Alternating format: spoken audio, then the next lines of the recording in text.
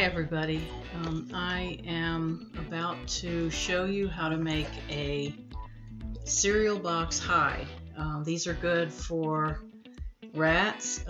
They can also be used for snakes or other small animals. If you don't have a lot of money, and as you know, probably a lot of the commercially made hides can get rather pricey, and especially if you have more than just a few animals, this is a good cost-saving solution that you can use with just the things that you have lying around the house. So if you use, especially if you have rats, I know a lot of people do feed as part of their diet Cheerios or oat-based cereals.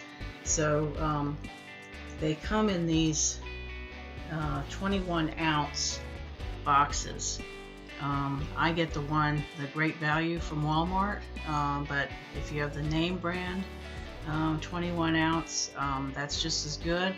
If you want to make smaller hides, you can use, I believe the other small size box is about 12 ounces. Depending on what size animal you have, you know, you may want to use the smaller ones. But you can see basically the sides are all folded down. I cut from the top about halfway down and fold it in, and that makes a fairly durable hide. Now rats will eventually chew through that, but because it's basically doubled, it'll last a pretty good amount of time before they do. And if you continue to use these cereals, then all you have to do is just save your boxes, and then when they chew through one, you can just make another one, or you can make a bunch in advance and then just have them lined up for whenever you need them. So without further ado, I will go ahead and show you actually the process of making one of these. So what I'm going to do, I just take a small scissors like this. You probably want to use one that's fairly sharp, like maybe a sewing scissors or something like that. The bigger ones are a little harder to use because of the sides on these boxes. But if you use a small maneuverable little scissors like this, then it's fairly easy to do. So I'm just cutting down the side here. I'm going about halfway down. And as a guide, you can look at this box here to see basically where it's cut to on that side, and then let's see, turn it around this way. So you can see it's just above that little oval insignia there, maybe about ½ an inch above that.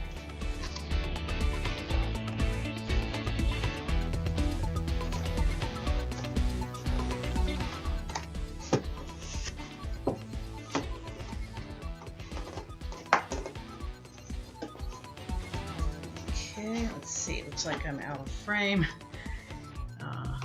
Let's see. Okay, I think you can kind of see what I'm doing here.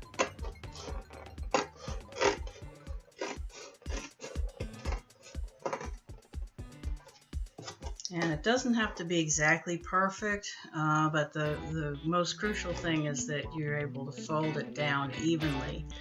And you want to get the sides to fit down inside the box as close to the bottom as you can. That way there really isn't anything that the rats can grab onto. No corners that they can really easily grab onto and chew.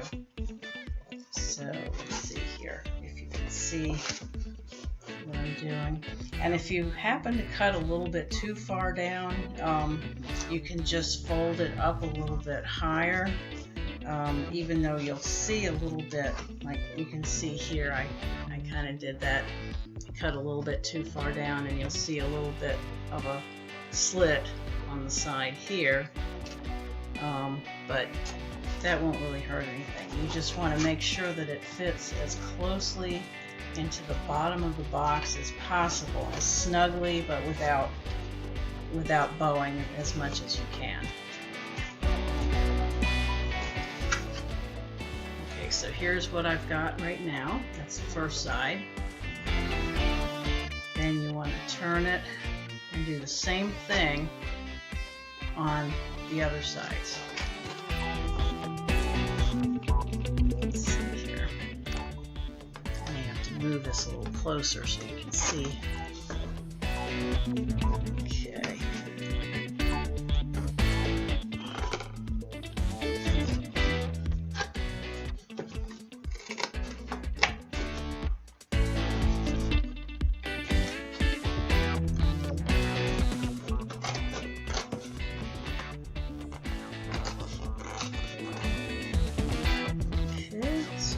That. See this here, where I have cut it, and then take that, and then you fold that down, same way as you did for the long side. Fold that all the way down. Feel for where the bottom is.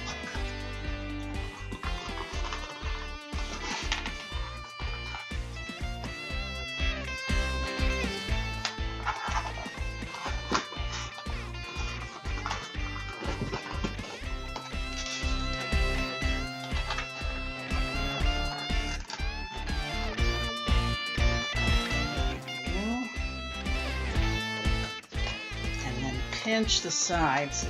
The cardboard can be a little bit tough, so just sort of, if you need to, pinch it and sort of wiggle it back and forth in order to get it as flat as possible. See, then you have your second side.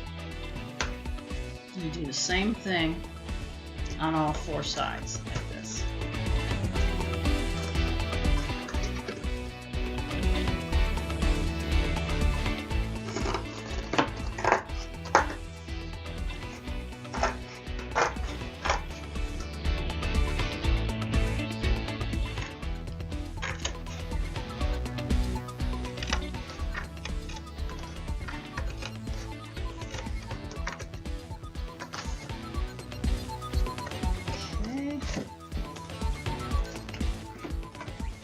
And sometimes you might run into a situation where you cut a little bit over the other edge and it makes it a little bit hard to fit. So just sort of adjust it as needed.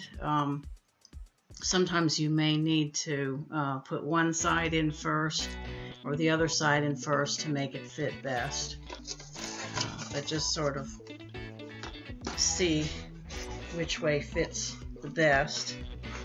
And if you need to, you can take one side out and then put the other one in first and then overlap it. And usually it'll turn out the way you want it. You just have to play with it a little bit. Okay, see here, now I have three sides and there's just this one flap here. And at the end you don't really need to do any more cutting because you've already cut both sides. So then you just fold this flap down like this.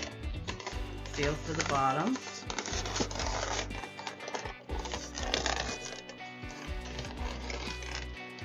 Let's see here.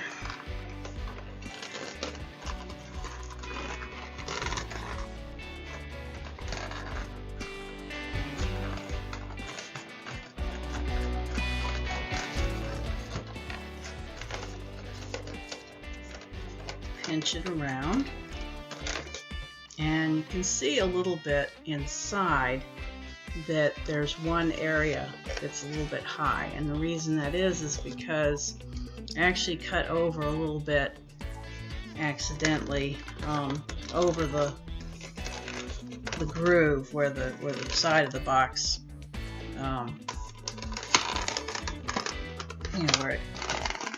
where it connects to the adjacent wall. So what I would want to do in that situation is just take this one out and put that side flap in first. And 9 times out of 10, it'll fit better that way once you do that. This one is in pretty tight, but I can take that out, open that up, and put this one in first. And usually it'll straighten itself out that way. It'll fit better when that happens, because actually what happens is that this side, since you cut more on the other side, this small flap will actually be a little bit more taken off of it. So that way it balances out and fits more neatly. And if you find that you have a few little stray pieces of cardboard, okay, you can kind of see here. Let me see. See this little fuzzy piece right here? You want to take all those off. In fact, it's probably better to cut than tear, because you don't want, especially if you're using these for rats, you don't want the rats to have anything that would be enticing for them to chew on, anything sticking out, if at all possible, because they love to do that when they see any little fuzzy things sticking out of the side of things. So here you got the finished product, and all you have to do is just lay it on its side, let's see, like this, and the rat will go in, the rat or rats will go in and use it. In fact, these make really good nesting boxes. If you have mothers that are expecting or nursing with babies, these are really good for that, because they're big enough so that they can move around and they don't feel too restricted, but they're small enough so that they feel secure.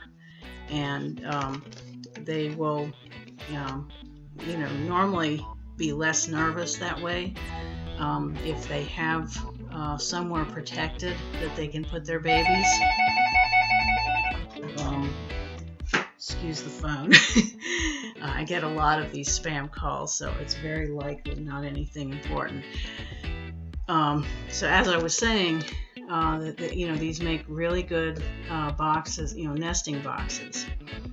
So if you have mothers with babies or mothers that are expecting, these make nice cozy little hides for them. You can either just put it in as is, or you can put nesting material inside.